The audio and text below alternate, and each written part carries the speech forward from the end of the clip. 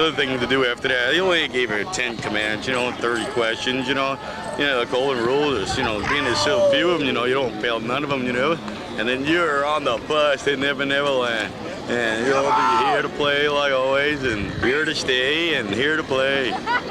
Oh, it's gonna go forever and ever and ever and ever until then. It's all up to everybody. I told him the number one thing he should do is help out the hospitals and then help out the musicians, playing all the more Earth children, more Earth concerts. And I told Clinton and Gore that on campus. Stephen Stills gave me a high five after I told Clinton and Gore that. And everybody knows he had his son, Jesus Christ, And Jesus and the 10 Greek Bloodheads followed him around on tour for hundreds of years. When he was 106, he took them all studying at Mount Fuji, Japan. He took all the apostles there and they studied there. And they got their Celebrity fraternity there because they figured they graduated high school then. So they got there, Jerry and Bill Walton and Bill Graham and all the Great Bloodheads all went out to Egypt and they got themselves a fraternity there. There's acid's not for everybody.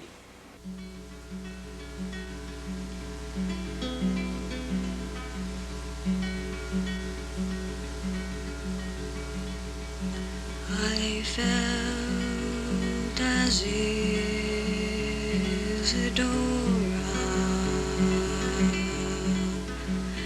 must have felt.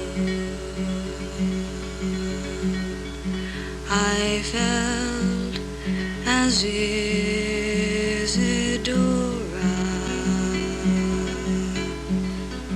must have felt.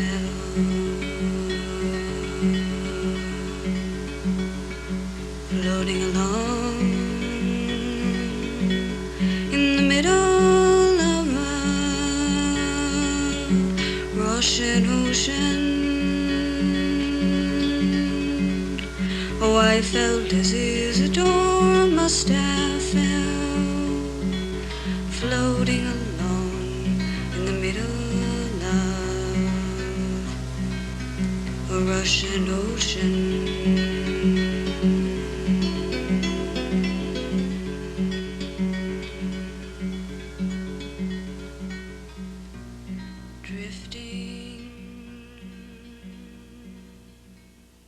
And it was after I started taking LSD that's when I really became interested in Leary. Because him and Metzner and Ramdas being Albert at that time, right? Those guys were people who had really tripped seriously, and they had made notes. It's like they had gone out into this wilderness. They were real frontier types who had gone out into this wilderness and kept it together to make notes and plant certain ideas there, like a riprap. I'm sure that to many people, Leary's main function was maybe as an introducer. He was a guy who was on the evening news all over the place saying LSD to all these people who never heard of LSD, and they go, "Wow, what is this guy? Some strange guy," etc. And a little bit of that function he had on me, but the more important function that he had on me was in steps beyond that, where trying to make sense out of psychedelic experiences vis-a-vis regular experiences and integrate those things. That's where I felt the most value from his work. At first, the thing of tripping was very profoundly destabilizing, and you felt extremely exposed and vulnerable. And I remember one of the first things that I noticed about tripping was these profound perspective changes.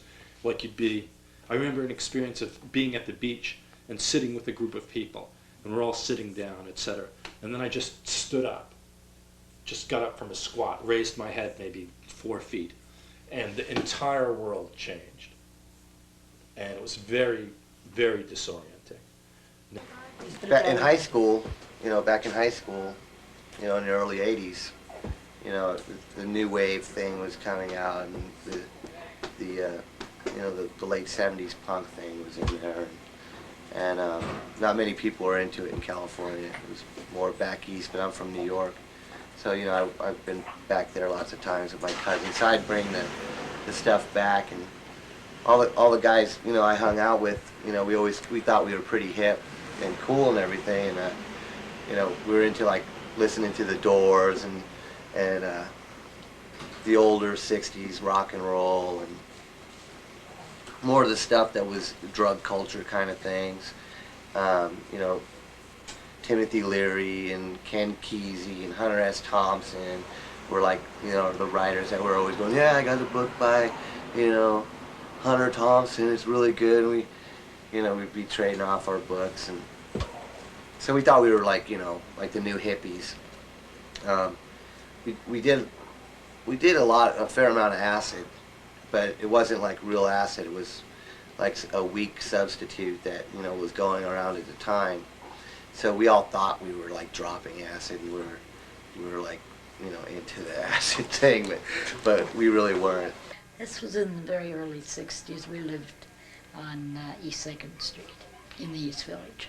And this is an incident involving Timothy Leary and Richard Alpert. And how did this acid. come Yeah, in? they went to Allen Ginsberg and Orlovsky, and they turned them on. And then they had other friends come in, and they turned them on. And they were checking this hallucinogenic drug.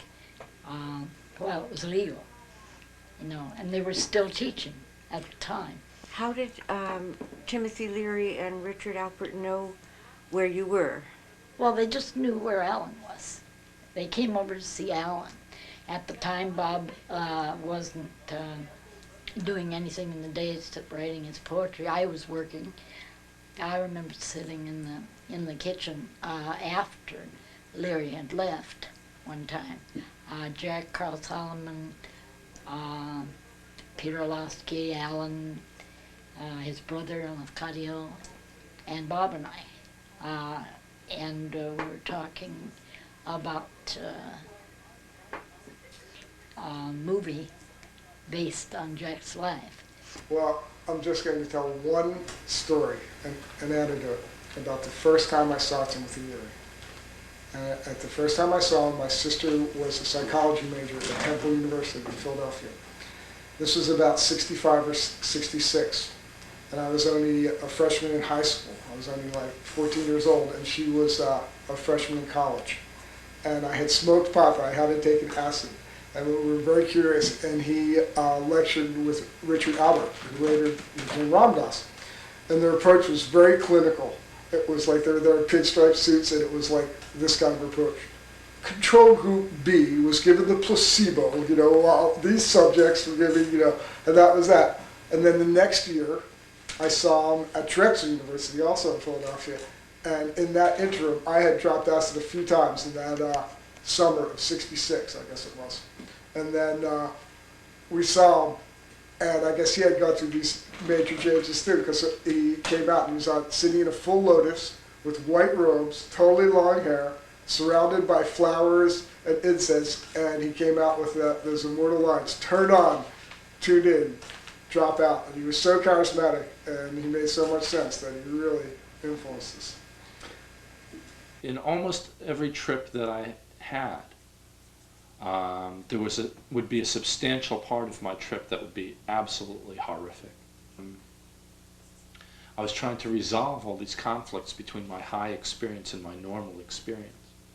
I've been consistently amazed over the past, well, consistently is the wrong word, but over the past 20 years, on the handful of times that I've met people that I considered to be pretty enlightened people, of, say, our general age group. I mean, not people, say people within 15 years of my age. Anytime I've met somebody who was really a worthwhile character, if I found out that they hadn't done LSD, I've always been really amazed. Because I just felt like, for myself, if I hadn't tripped, I don't know what I would be, some kind of lineless corporate mascot now or something. I have no idea. I mean, I just felt that. I took LSD countless times when I was in the Navy, sitting in restriction barracks with bars on the window and guards going back and forth, and a couple of us are tripping our brains out and just going like, yeah, we're cool. We just have this stellar experiences going on inside our heads, but we maintain a certain kind of external equanimity, so that we don't look like. One day I was walking down the street with a friend of mine. It was a friend of my cousin's, actually, and he happened to get some ship from New Jersey, I think it was, and he got it in an envelope, and he opened the envelope, and his friend sent it to him.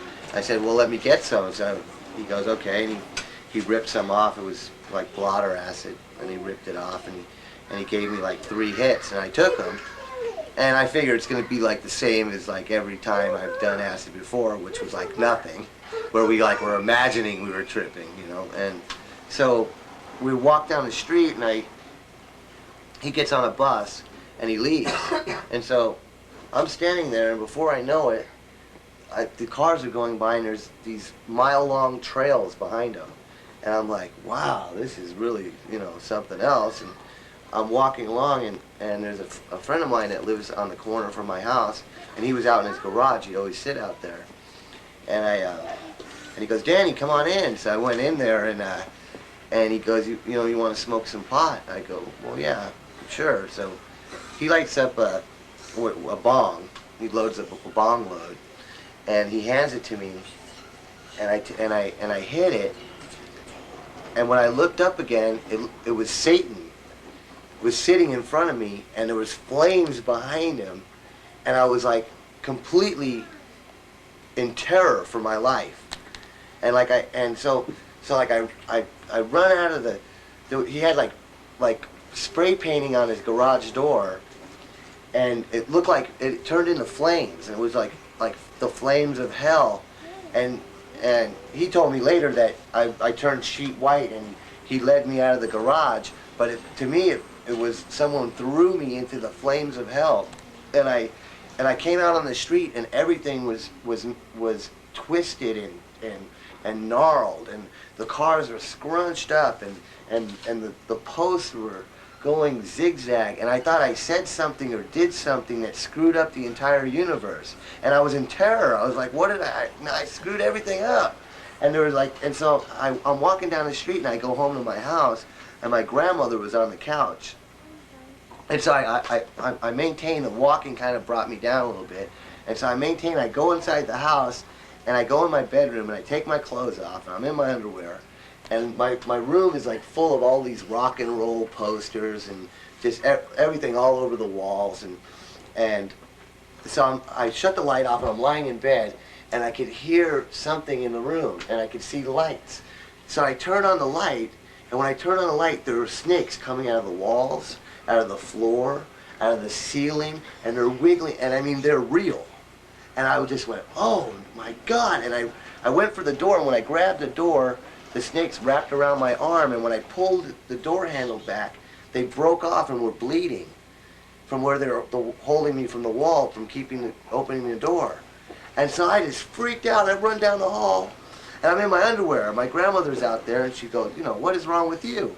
And I go, well, I'm tripping out. I go, I don't know what it is, but a friend of mine gave me some stuff, and I'm tripping out. And as I'm talking to her, I'm looking at her, she's an old lady, and the snakes start coming into the living room, and they're dropping off the ceiling, and everywhere they're hitting her, it's like acid's hitting her, and her face is melting away. And I just went, oh no! And I thought like she was part of this conspiracy to get me locked in with the snakes, or something, and I run out of the house in my underwear.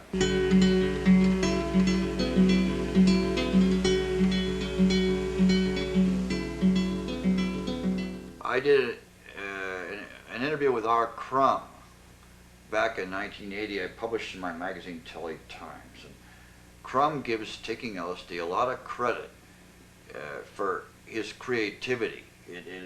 It allowed him to get rid of a lot of the superego that says, don't you dare draw that or write that or say that or think that.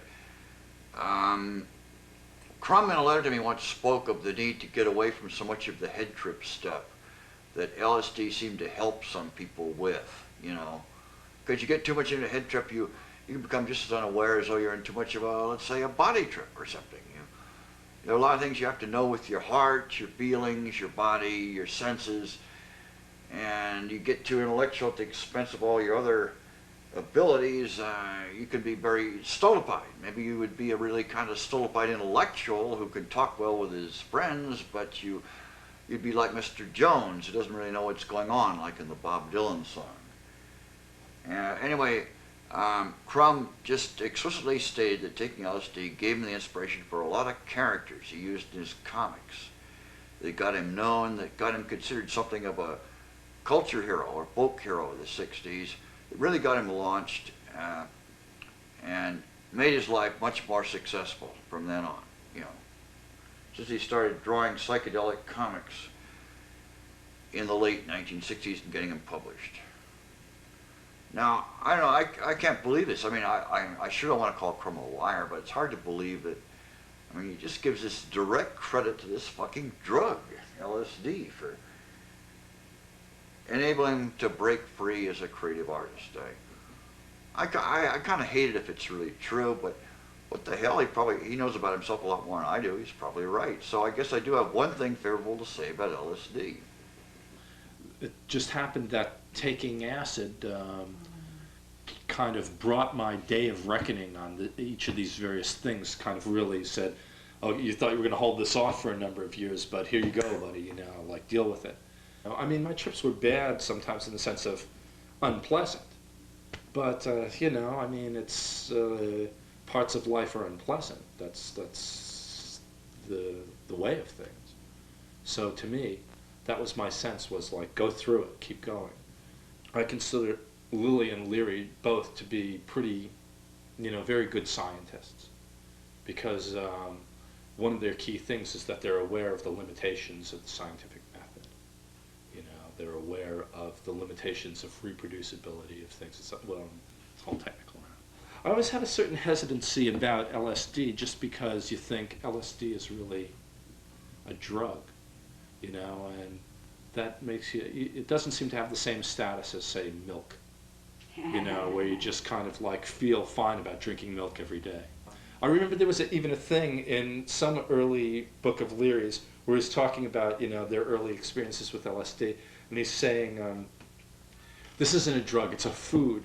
It should be bottled like Coca-Cola and sold out of vending machines, and, you know, you go up and put a quarter in and you get a dose and blah, blah. And so now these interns are out there and they're going, well, come on in the hospital. I go, well, I won't go in if I got to go through that door. If you let me go through that door, then, you know, I'll go in. And they go, well, you can't go through that door because it's for ambulances only, blah, blah, blah. I go, no, because I'm thinking like one door's hell and the other door's heaven. And then, you know, they're going to get me in that door and I'm going to hell and, you know. So finally, they get me in the door and they hit me with a shot of Thorazine or something like that. And I'm out. And so the next morning I wake up in the intensive care in this hospital. And my brother comes in, and he's like, my little brother, and he's like, whoa, you really messed up last night. And so I'm like, the only people that are in this hospital are the ones that are dead or think they're dead, you know? And so we had a little laugh and everything, but after that, I could not sleep because the whole trip was at night. And I had a terrible fear of darkness in the night. And for a year after that, I used to crawl in the bed. I was, you know, I'm in high school. I'm crawling in the bed with my little brother at night. When Dr. Leary and Richard Alpert came, yeah. Did they bring the acid? Yes, they did. Not nobody mushrooms. had it. You know, Hoffman discovered it, but nobody had it. And they were professors, and so, but it was legal at that time. Nobody knew anything about it. So they were spreading the word. Did Dr. Leary turn you on as well as No, but Bob? I believe that the LSD, the pure LSD 25 that I got, was from him. I'm sure it was Sandoz made. And later on, I met a couple of social scientists named Ashby. Thad and Rita Ashby, and they were conducting experiments down in Mexico. and I was living in Mexico at the time, and they were doing what Leary and Alpert had been doing. They were checking out the artists and their hallucinations, and so on, and writing about it. And so I was sort of one of their Oh, right. one of their people that they turned on. Yep. Were you influenced by the turn on, tune in, drop out? Darwin, not so much. I'm not sure, but I sure was changed by drop-in acid. How? I didn't really believe that there were alternative worlds or realities until I saw it for myself. And then it becomes easier to, I think it becomes easier to listen to people with whom you have nothing in common, which is a phenomenal change in a world, anyone's world. Once you can listen to somebody that you don't know anything about, you don't agree with, and you don't understand, but there's a level in you that has to accept that as a part of the world. I just think that alters the landscape. Well, I always thought that it seemed to me like LSD was too intense a thing to want to just kind of do it every day. You know, I pretty much always had the sense of LSD as being a thing to, something, in a way, something that you wanted to kind of get past. Although I'm still into it. I'm not a tripper. I mean, I actually haven't taken LSD in many years, maybe 10 years. But I never made a decision to stop taking LSD, and I still haven't made that decision, and I don't have any sense like I'm never going to do LSD again. I just haven't felt like doing it, or it just hasn't happened for me, you know. But I don't have any sense like I'm through, like I've graduated, like I've exhausted the path of LSD, you know. That's ridiculous to me. I mean, I just have been doing other stuff. And but I always felt like it was not something that you wanted to do. No, and it was really bad. I missed school. I missed a lot of school, and when the school found out why I missed school, they kicked me out of school.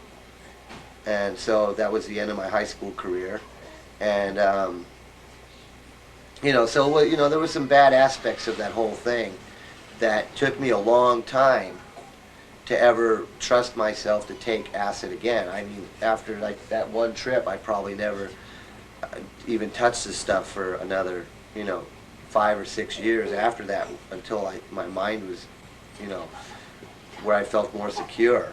But I mean, at that one time, at that time being alone, taking it alone like that, and really not knowing, thinking I knew what the stuff did, and then I really didn't know what it did, kind of put me at a disadvantage and kind of screwed up my life a little bit for a while.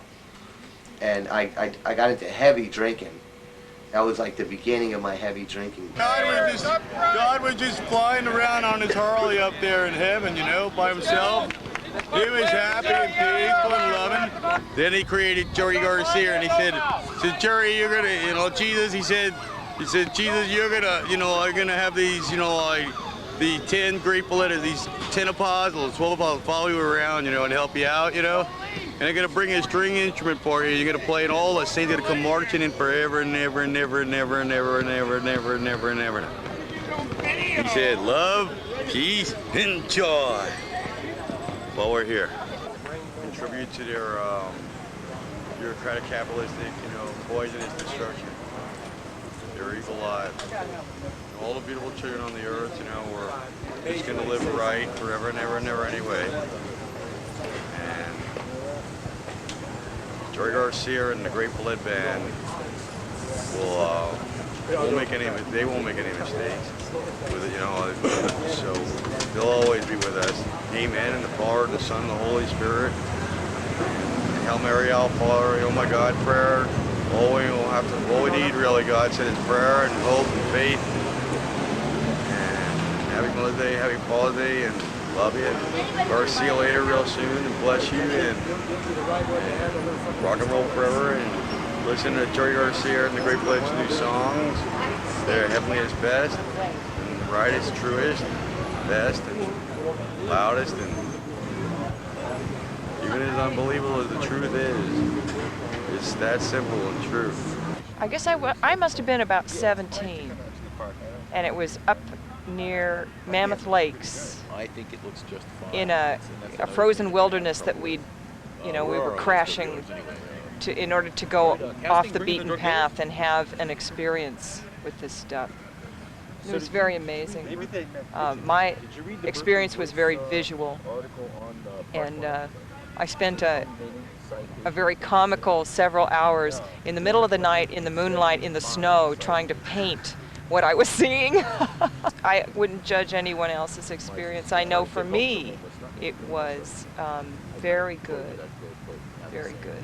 I respect that it might not have been that for other people. And I have seen people terrified on that trip, but I don't know how to judge that because it wasn't. I wasn't there. It was 1961 in wintertime, very cold winter in New York, and we were going up to a friend's house on Bleecker Street for Christmas. There was a big Christmas tree.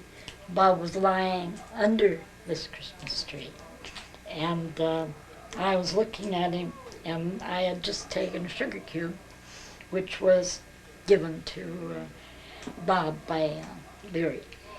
And Bob was on acid too at the time. And when I looked at Bob, I said, I realize now you're Orpheus reincarnated. I said, I wouldn't imagine that except today, that I'm looking into you instead of at you. So that was one realization that I had. I was very sure of at the time, that he was Orpheus. In a sense, I almost kind of became addicted to LSD. Not like I was taking it all the time, but in my first year of tripping, it just seemed to me that my experiences on LSD, my kind of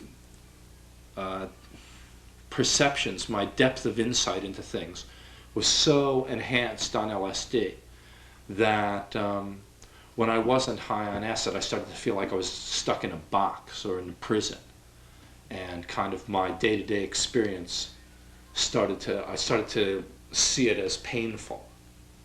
I started to feel like disgusted at the standard way of life. I felt like a guy who lived in a box. It's kind of like Plato, Plato's image of the people living in the caves, and they see the shadows moving on the wall from the people moving. They can never get out of the cave. And to me, I felt like LSD enabled me to get out of the cave and just see these things. I mean, I always believed in telepathy. I always thought, well, sure, I believe that happens. But it's different when you experience it. Well, I think it was a great discovery. I really do. I think there's so many people who found themselves under it that they hadn't had any imagination before in a lot of cases. There were a lot of dropouts, I admit it, and but there were a lot of people who were really turned on to creativity. And he said about 30 other things to do after that. He only gave me 10 commands, 30 questions, the golden rule is, being there's so few of them, you don't fail none of them, and then you're on the bus in Never Neverland, and you're here to play like always, and here to stay, and here to play. Oh, it's gonna go forever and ever and ever and ever until then. Until then, it's all up to everybody. I told him the number one thing he should do is help out the hospitals and then help out the musicians, playing all the more Earth children, more Earth concerts. And I told Clinton and Gore that on campus. Stephen Stills gave me a high five after I told Clinton and Gore that. And everybody knows he had his son, Jesus Christ, And Jesus and the 10 Greek blooded followed him around on tour for hundreds of years. When he was 106, he took them all studying at Mount Fuji, Japan. He took all the apostles there and they studied there. And they got their Celebrity fraternity there because they figured they graduated high school then. So they got their, Jerry and Bill Walton and Bill Graham and all the great bloodheads all went out to Egypt and they got themselves a fraternity there. there's a, you know, acid's not for everybody. Or it's not, I mean, it could be for anybody, but it's not for everybody. And you should do it when you have, at the right times in your life. You shouldn't do it alone, and you should know what you're going to experience, because I had no idea that without, you know, I've never had a reality change on me before.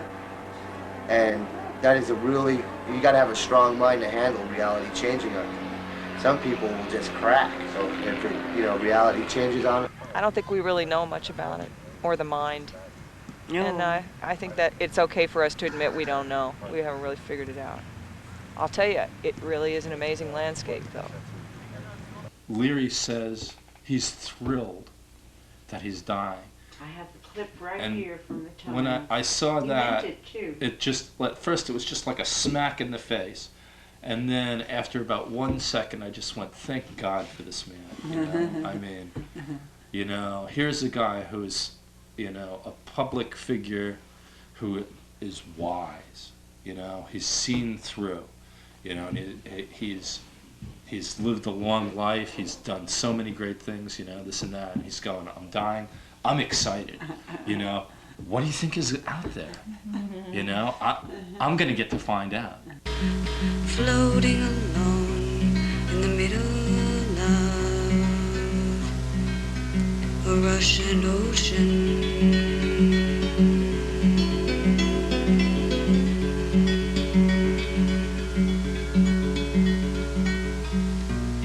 Drifting through the smile of a woman,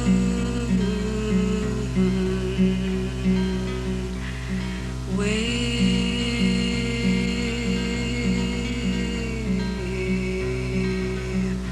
alone.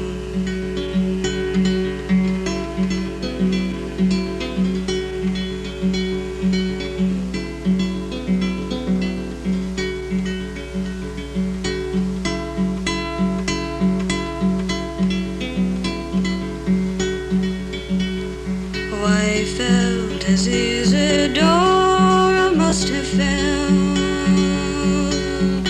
floating along in the middle of a Russian ocean, drifting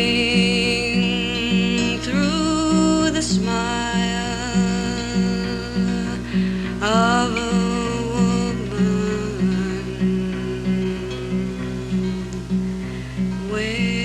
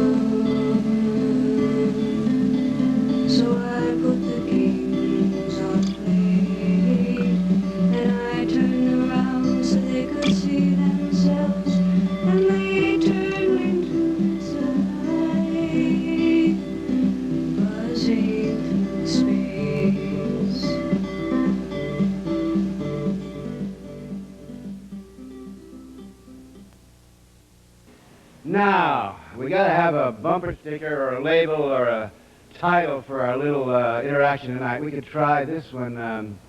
How about the cybernetic society of the 21st century? Or how about the emergence of the cybernetic person during the roaring 20th century? Huh? Yeah. That's you. Actually, the hook for this season's series of involvements is, of course, the Summer of Love. It was 20 years ago this season, 20 years ago today, that the Beatles came out with that album that really swept the world and kind of told everyone that there was something new happening. So there's a lot of kind of interest in, hey, what's happened in the last 20 years, and there's been a lot of reunions, which I'll tell you a little bit about in a minute. And it's nice to kind of check up on what's happening. The question is, of course, why did Summer of Love happen in the year 1967? Well, a good reason for that. Actually, the so-called 60s celebration and movement did start. It became visible in the year 1967. And I think there's a good reason for that. It's demographic and it's arithmetic. See, the baby boom started in 1946. Now you add 21 to 46 and you get 1967. So to me, that Summer of Love was kind of a coming out party, a coming of age party of the first wave, the first year of the baby boom. Of course, it happened, it started, where else? It started right here in San Francisco. It was January 14th, 1967, in Golden Gate Park, when they had the first human be-in, or love-in. Hey, well, what is that? You know, nobody ever heard that concept before. That was a new one. And it was all very informal. Somebody asked me today, who organized it? I said, organize it? There ain't no such thing. The word went out over the rock stations and word of mouth. It was all around the Bay Area. And without anybody realizing what was happening, I don't know, about 20, 30,000 people suddenly showed up on a January day. That was pretty interesting. And everybody kind of looked around and said, there's a lot of people, a lot of activity, a lot of action going on here. It was perhaps, I think, May, was it, when the same thing happened in New York. They had another bee in there. They had about 50,000. Hey, it started building up. This could become a habit. Then June 1967, that album came out. Now, most of you remember where you were when you lost your virginity or you gained your whatever you call it. You remember where you were when Columbus discovered America in 1492. You remember that. And short-term memory loss. But I think most of us remember where we were the first time you heard that album. You picked that album up, and there are all those funny pictures. And when you start playing that, you realize this was a signal. This was a statement. This was a real basic positioning here, that this was not just another rock and roll record. It was not just love and June and Moon. This was a philosophic, a poetic, a social statement that something new was happening. It was a concept album. And above all, there are ideas in it, made you think, and hey, what do they mean, and so forth. You know, how many millions of people spent, how many wasted, spaced out nights trying to decipher and decode the meaning of some of those lyrics.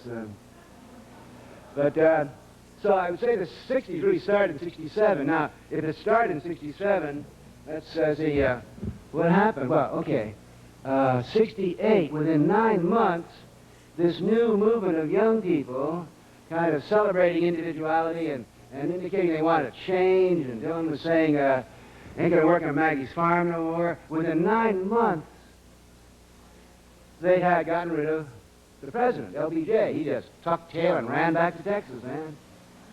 And the people went clean for Gene, and Bobby Kennedy came out for the kids, and then 68 was the Chicago Convention, kind of shook everything up. The Democratic Party's never been the same since then. And 69, Woodstock. Can you believe Woodstock? 400,000 people on a weekend coming up to some farm in New York State. That became the third largest city in the state of New York. 400,000 or 500,000 people, almost no sanitation, no real good food, taking God knows what kind of drugs, day and night. And you know, there wasn't one recorded act of violence. Isn't that amazing? Can you imagine 400,000 horny teenagers today getting together with things kind of, but it was kind of a lesson. It was kind of a signal that, hey, this is something new. Then 70, 72, 73 Watergate. The 60s really didn't get going until the 70s, and I think the 60s peaked in the year 1976 when we elected as our president the ultimate hippy-dippy howdy-doody Jimmy Carter. He was had a sleeping bag, and he was quoting Bob Dylan, and he played softball with Ralph Nader and talking about lust in his heart. Oh, yeah. And, you know, in the grim Rambo, Pitbull, Ollie North 80s, it seemed kind of pathetic. That guy was talking about love and peace, and he got Sadat and Begin to come over there, and he got him in at Camp David, and he said, come on, Anwar, give peace a chance, and all you need is love, Menachem, and, you know, and he didn't let that happen very long. Now, this so-called movement, see, what was happening was, every summer a new wave of kids that became 21 and started joining the party. I think the whole thing ended in this country in the year 1980 when we kind of hit that wall and elected as president. Was it Nancy Reagan? No, it was Admiral Poindexter. That's where the buck stopped. Yeah, so. But, you know, this movement that started here in San Francisco 20 years ago didn't stop. In America, it kept moving up. By 68, it was in France. They called it l'été d'amour. You remember those riots there? They closed the country down. And it hit Spain as soon as the old General Franco died. Young people took over, and Hope and Playboy magazine was shown in public, and they legalized marijuana.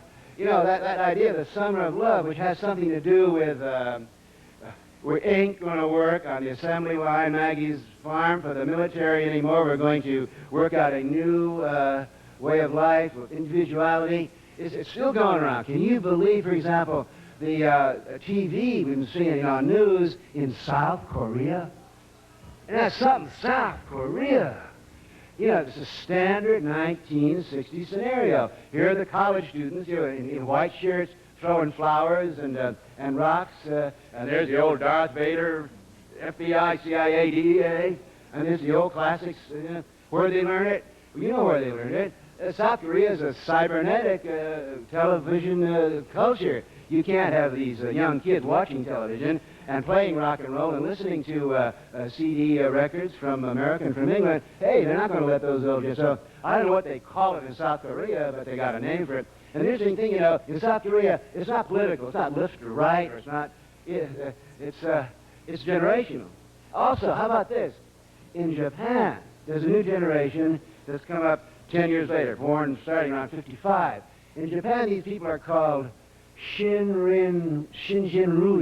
And the translation of that, now you're going to think I'm quoting from a Beatles album or from the poetry of Allen Ginsberg, the new breed, or new breed of human being. Now what's this new breed about? Well, I read about this by the way in Fortune magazine. Hey, get over there. These, the young Japanese are not going to scrimp and save. They want to spend money. They want to enjoy life. They don't want to work on Sony's farm no more. They're hedonic. Can you imagine Fortune magazine talking about hedonic? That means they want Haagen-Dazs or whatever.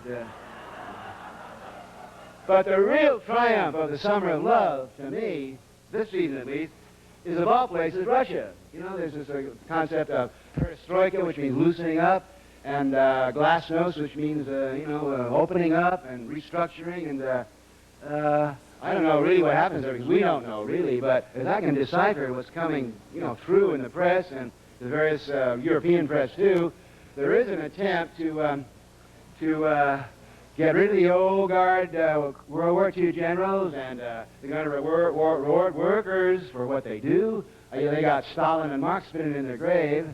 There was a big kind of a convention in Russia. They brought in scientists and poets and artists from all over the world, and they had a large delegation from America. But you know who the star of the whole thing was? David Sheff told me about this. never mind, it wasn't necessarily the liberal senators or the distinguished novelists. It was Yoko Ono. And there was a personal meeting between Gorby. I love the New York Post. That's a right-wing, you know. They call him Gorby.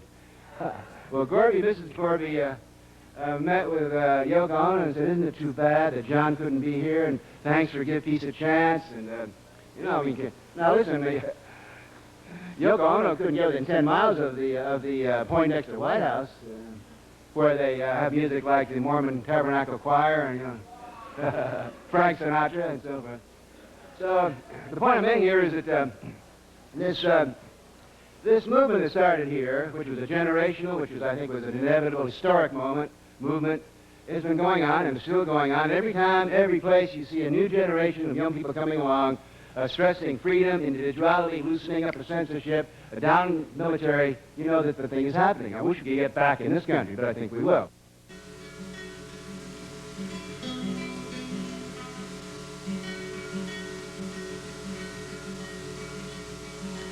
I felt as Isadora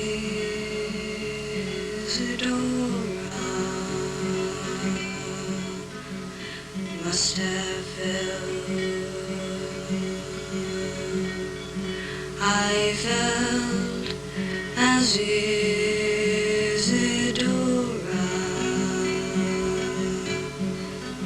must have felt.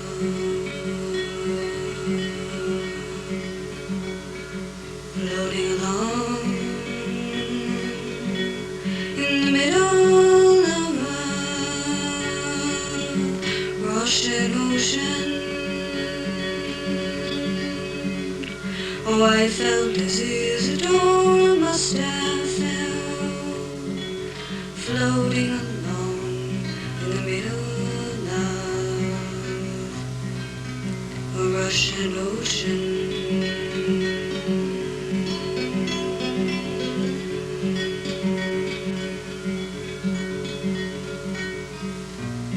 Drifting through the smile of a woman, way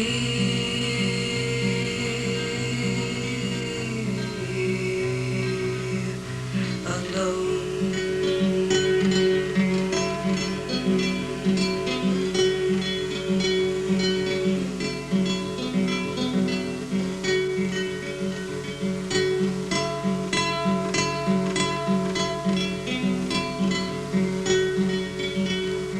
I felt as Isadora must have felt, floating along in the middle of a rushing ocean, drifting through the smile of a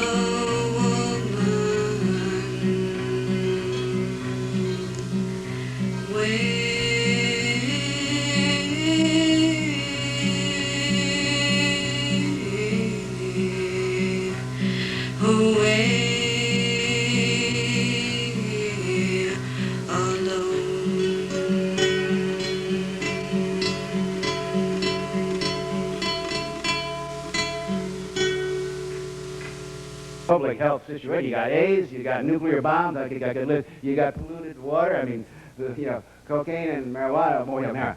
Oh, I forgot all about marijuana. You know, I've got to confess you up in front. You know, I'm pretty brain damaged.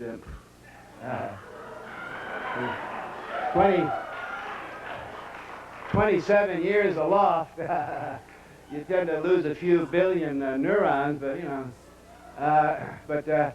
there are three real side effects of taking a lot of psychedelic drugs. One is long-term memory gain. I mean, you're overloaded. You're confused by too much. And the second is short-term memory loss. And the third is I forget.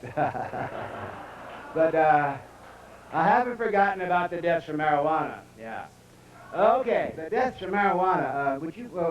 wire the Smithsonian Institute. Let's get the public, get the United Nations, UNESCO. How many deaths from marijuana? Oh, here they come to, oh, here's the revenue, yeah. Okay, in the 25,000 years recorded history, the people have used, in every climate, have used marijuana as a sacrament, as a religious experience, as a hedonic experience, as a Saturday night flash, as an adjunct to creativity. For 25,000 years, there have been 12 known deaths from marijuana. We got to be scientific here, okay? There's an undisputed case of 2 or possibly 4 people that smoked a little too much marijuana and got the giggles and laughed themselves to death.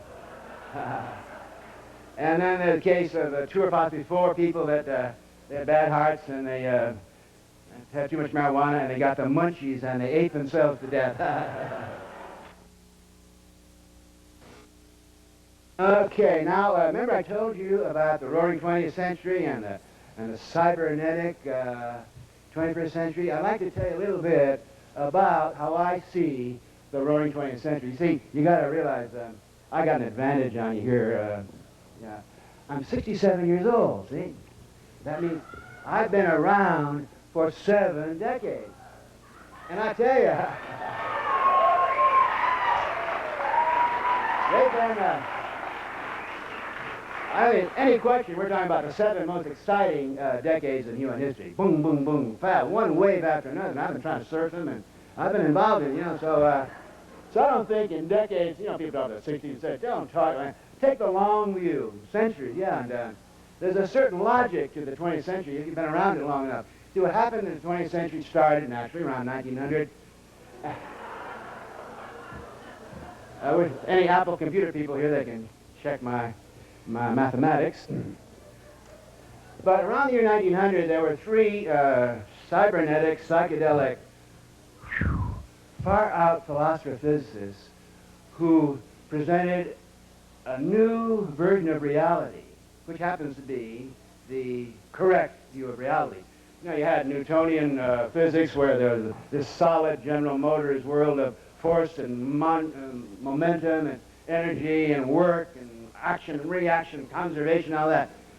Sorry, Newton. I mean, Newton's great, but I think you got to face the fact that Einstein said at first, everything's relative. See? That means that there's no absolute space and time, and that I'm moving at a certain rate in a certain direction. You are too, so that you and I can have very different perspectives, but it all depends on your viewpoint. Oh, that's heavy duty.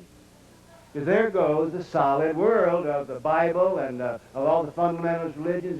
It's gone if you let Einstein running around loose. And imagine, for example, at the turn of the century, a typical American. You remember that painting by Grant Wood, American Gothic, where you have that guy with a pitchfork, and and his wife there. We'll call them Mr. and Mrs. Wood, Farmer Wood. And they can't handle it. What's this Jewish guy talking about everything's relative? We know it's not just. Well, he's making a lot of, anyway, that's it. Then, though, comes Max Planck. He says, hey, the reality from galaxies, stars, down to atoms, and of course, it's all made up, not of solid, this is all temporary clusters of clouds of probability off on, quanta, that means bits, that's a whole, every time you put yourself, you're going to fall through a screen of quantum information energy that's just bubbling around all the time. And I know that sounds like a bad acid trip, but that happens to be the way the universe is wired at the moment. Now, can Farmer Wood handle that? He's getting a headache.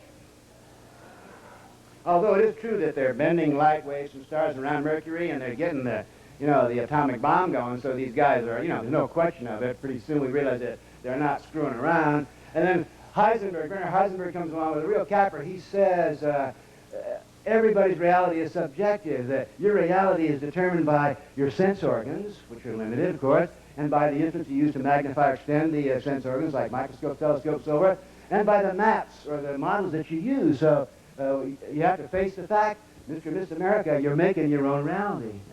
That can't be handled. Get them back to Germany, right.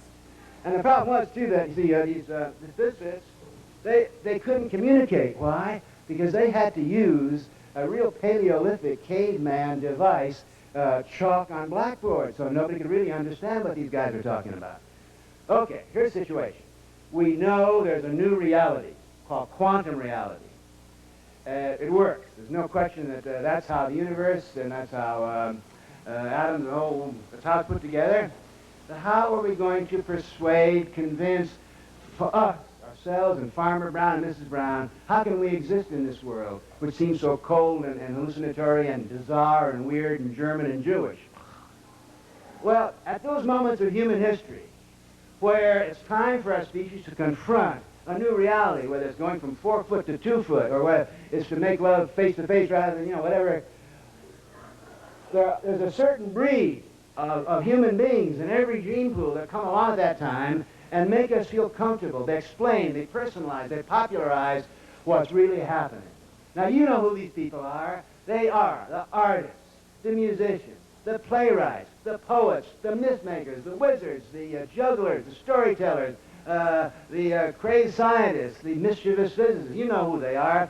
Every epoch in human history, these people come along, and Homer, blind Homer, telling us about the, go through the wine dark sea Mediterranean, go out beyond the pillars of Hercules. Oh yeah, right, Homer. Let's get on our boats and go out there. Yeah. So, okay, it has been the obligation of all art and all poetry and all communication in the 20th century to package, popularize, commercialize, market quantum physics. Now, I start, of course, with the painters. All modern painting, when you come to think of it, is exactly quantum relativistic and indeterministic. Expressionism. You write your own thing. Change the Newtonian reproductive representational picture. Impressionism, sheets of color. Pointillism, that's pixels, Seurat. Just painting away the eye, the retina, and the computer graphics screen, sees things. Dada, surrealism, Salvador Dali, straight Einsteinian physics. He has that, that thing about the persistence of memory, the melting watches, remember that? That's right out of Einstein. So, well, Farmer Brown's saying, well, Mother, these guys are making a lot of money, so there must be something in that. So, then, of course, the writers, all the writers, 20th century, it's stream of consciousness, subjective, gonzo journalism, call it what you want. It's all, writing, you're not chiseling on a marble, you're giving your own point of view. Of course, the real popularization and personalization of quantum psychology occurred about the year 1920 when a group of really genius auditory engineers and acoustic scientists came along of Afro-American descent. I'm talking, of course, about jazz music, which is perfectly, classically quantum physics. See, before jazz, music is symphonic orchestras, and there'd be a director, get it? And there'd be 15 violins, and they'd all be reading the same notes and playing the same way, and a soloist would read the line, sing line. It's real factory, industrial assembly line stuff. And then Sousa marching down, here comes jazz. Improvisation. Don't talk to me, Heisenberg. There's Heisenberg on the clarinet. He's showing us how to make your own music, and everybody's syncopating, and you've never heard it played the same way before. And we can do it together. It's not that I'm a crazed solo person going on in my psychedelic canoe up there. You're listening, and you're going along with it, and then you take your improv, and we merge them together. I mean, that's quantum physics put right out there for our ears to hear it. Hey, and then, of course, radio came on. None of us can realize what radio did when Farmer Brown and Mrs. Brown got that little appliance, and they started dialing and tuning realities, invisible realities, coming through the sky like wizardry. And they loved it. Here's Farmer Brown, and he's digging along here, and he's listening, he's eavesdropping, say, Hitler at Nuremberg, stirring up World War II. And Mrs. Brown, Mrs. Wood, she's crying because she's listening. At the moment it's happening, it's like hearing Shakespeare, history being made. She's listening to the King of England, giving up his throne for the woman he loved. Boo-hoo.